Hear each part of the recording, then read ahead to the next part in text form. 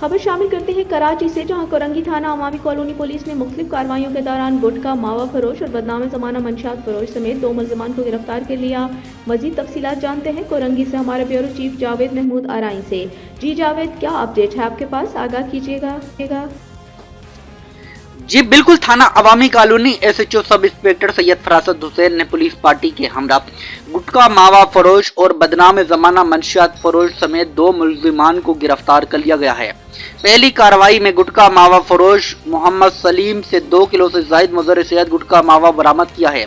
दूसरी कार्रवाई में मंशियात फरोश कैसर के कब्जे से मंशियात आधा पाव के करीब आइस नशा बरामद किया है।